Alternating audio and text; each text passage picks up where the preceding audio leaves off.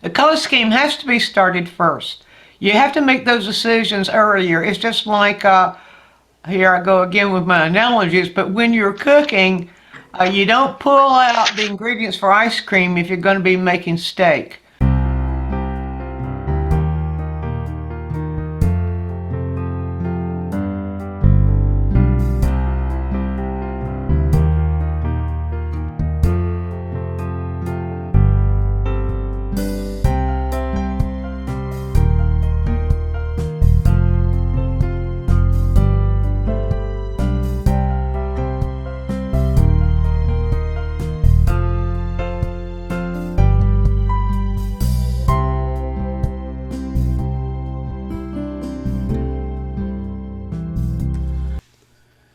Think about the universe.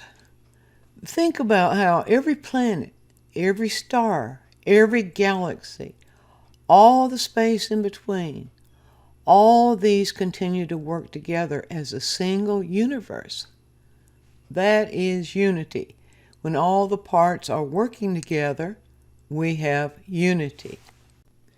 Now think about all those parts and how they individually are made up of many parts. And the parts are made up of parts, all working together. That is unity. That's how unity works. Each part belongs to the other part and to the whole. Now think about this. Within that unity, what's working? Harmony is working, balance is working, order is working, and rhythm is working.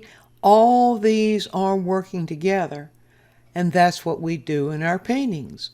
We create our paintings so that the harmony, the balance, the order, and the rhythm are all working together.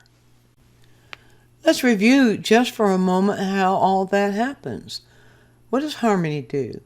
Harmony in a painting is created with color. When all the color feels that it's under the same light, we have harmony. When any part of a painting feels as if it's under a different color of light, the harmony is thrown out of tune. Like we see here in this butterfly.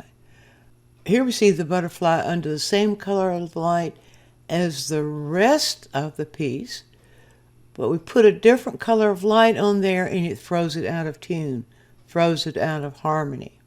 What about balance? Balance is simply created when images are placed so that the visual weight is not lopsided. And order? Well, order is created when images are placed in relationship to each other so that they make visual sense, so that the whole thing makes visual sense, not just so that we can recognize the images. And rhythm? Well, rhythm is created when the elements are placed so that we have a path of visual movement. So all four of those principles working together as a whole, each unit working together as a whole, help create the visual unity. And that brings us to three different viewpoints or ways that we keep unity in our painting. And that is what happens before the painting, what happens during the painting, and what happens at the completion or after the painting. This too is a part of unity. Now think about it. Before the painting, we all have concepts about things. We get ideas from what we've seen or heard or read or felt. I mean, we communicate concepts through our images, through the objects that are in our images, the shapes or forms. And that crystallizes the whole concept that the painting is about. So that's conceptual unity. When all those ideas are crystallized together in one painting, there's conceptual unity. Then while we're painting, all that conceptual unity, those concepts get formed into compositional unity. And of course, we study compositional unity all the time. What we've just talking about, what do we do to create harmony? What do we do to create balance? What do we do to create rhythm and order? All those things are compositional unity. When they're all working together, we have unity. And then there's perceptual unity. Now, that is the relationship of the visual experience itself to the whole. In other words, how do we feel about the painting? It's the feeling that we get about the painting as we're finishing it up. And not only that, the feeling that we project, or the painting projects to the viewer, or the experience that the viewer has with the painting. When everything is working together in unity, then the viewer is able to perceive some sort of feeling, and that feeling then is a part of that whole unifying process. This study will focus on compositional unity, specifically using color as a compositional tool for unifying, for rhythm, and for order. When we're using color as our unifying element in creating compositional unity, we're using those three parts of color. We're using the hue of the color as it moves around the color wheel. We're using the intensity of the color, which is, as you know, the saturation, the degree of saturation. And we're using the value of the color. Now, primarily, the hue and the saturation play the largest roles, although the value is very much a part of that. It's the structure that tells us how we're showing the light, the behavior of the light in the image. Well, what are we doing? What are we actually doing? We're creating showing a proximity. That's one way to create unity, proximity. Proximity in hue means the relationship of hue on the color wheel. And we're using repetition. Repetition of hue means just that. However, a hue might be repeated no matter what saturation is in. I want to show you here how Sargent has used the repetition and proximity of hue and of saturation in order to give unity to this piece. Now, we look at Sargent's work and we see it as a whole, and that's what we were supposed to see it. But when we're studying, we break things down and we get a little bit closer, more microscopic view of what's going on. So in order to do that, let's bring over the color reader, and also I want to scoot Sargent's work over just a little bit. So first thing we'll do is look at the overall hue, and this is about proximity of the overall hue. Now we see, as I move my color reader around and just sort of randomly and in a pattern read that hue, if you look right here, you'll see it's all very similar. We can see it's all very similar, that the hue itself is very similar, or most of the hue that's in here is very similar. But if you want you to look right here on the color wheel, and watch this now as I move around there, and you see that's jumping around in the same hue area. So that's proximity. Now we can vary hue if we're using one overall color, and within that we are using small amounts of different color. We can use that overall color in slight variations of hue and in slight variations of saturation.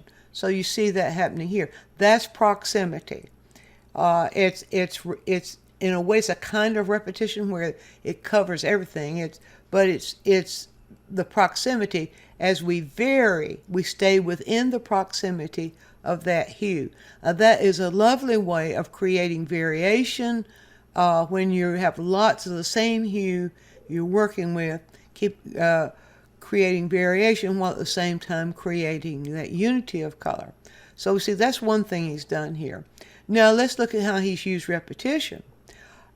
He's used to unify the overall piece, this red-orange or red to red-orange in a very low saturation, or mid to low saturation. But then he's also used this red. Now there we go. So as to move around the red piece, we find the similar kinds of variations in the red, and that's how we work with any hue, is with variations. But I want you to notice how he's done this repetition. We have it here, we have it here, but look at other places we have it. He's used it here in this little spot right there. He's used it here in this little spot right here. He's used it right over here. He's repeated it over here. That helps to give unity. That helps the eye to flow in a rhythmic fashion throughout the whole piece. In other words, it's part of the visual path. Visual paths and unity, visual paths help create unity in the repetition. The eye keeps moving over the whole piece. Now we see he snuck some of that red. He's moved it a little bit more towards red, like in areas like this. And if you come right over here in the dark areas, we see those move a little bit more towards red. See right here, over here on the reader, those are moving a little bit more towards red. Now that is also a kind of repetition. Right in here we see the same thing. You see he sneaked that red in, and he sneaked it in right up here. He sneaked it in right up here. And so he sneaked it in places where without it we would miss it. But with it, it helps the eye to flow throughout the whole piece. And that helps to give that whole piece unity. Now let's look at another piece by Sargent and see how he's used the same methods. He's used repetition and proximity of hue, but he's used it in a different way. We'll look first at how he's used this blue as repetition, and also show you how he's used proximity there. So let's take the little reader again, and we'll just begin right here. Now, first of all, let's look at all the places he has blue repeated. Start right, and we just see it repeated everywhere. You see all these little places. We get variations in the value and variations in the saturation. We see it just sneaked it in everywhere. Now we get some different kind of variation right down here. He's moved it a little bit more towards a greenish blue down here, and he's moved it a little bit more towards purplish blue right up here. See that? But that's proximity. That's what I mean by neighbors on the color wheel of analogous colors. We can use the proximity of analogous colors to help give unity too, where we're repeating the concept of blue, in this case, concept of a single hue, throughout the piece. Look at even over here. He's got it repeated. He's got it repeated here. And then you'll get that variation of it where it almost goes green. It does go green right up in here. Feels a little bit more bluish green, but that's the way he's used this blue to unify the whole piece. Now, if he had just been working local color, we wouldn't see the blue there at all. He's taken some compositional liberty there to give it compositional unity. Now, we see blue seems to be the dominant hue that he's used here, but look what he's done with his yellow-orange, or that is yellow moving more to yellow-orange. You see variations, same thing. Look right here, he's moving back and forth in this analogous relationship of yellow to yellow-orange, and in some cases to orange, and in some cases moving a little bit closer to red-orange here. But look at the repetition. Here, here, here, here, moving over here, here, here. And I'm just pointing out a few places just to guide you through looking at it. Look at all this repetition of that same hue or some variation in the proximity of that hue. There's more repetition, and within the repetition, he's used proximity. See, it's over in here. It's here, here. And he's used it here in a different value. He's used it here. He's brought it there more towards the red-orange, but that's the proximity. Now, that kind of proximity and repetition within a proximity is going to give you unity. In other words, that's when you're using color as your tool to help unify the whole piece. Most of our workshops have been a more, more isolated compositional principles and the role they play, the principles of gradation, the principles of conscious, those kinds of things that play specific roles. But then now we're talking about something much broader. We're talking about an overall results that happens from the conception of the piece through its production and then after, once it's presented to the audience. So we're talking about the whole piece now when we're talking about unity. And that's the reason I wanted to narrow it down to just the role that we can use color, the role that we can give color in creating unity. Be sure and view all of our quick tips. And while you're doing so, subscribe to the channel, click on the bell so you'll always get a notice when we produce a new quick tip, which is every week. And if you have a question, leave it in the comments section and we'll make a quick tip for you. Also, take a trip over to DianneMize.com where I have full-length lessons, downloads, DVDs, lots of other stuff there, some free stuff for you. And while you're there, you can subscribe to the newsletter, and that way you'll always be informed every time we do something new.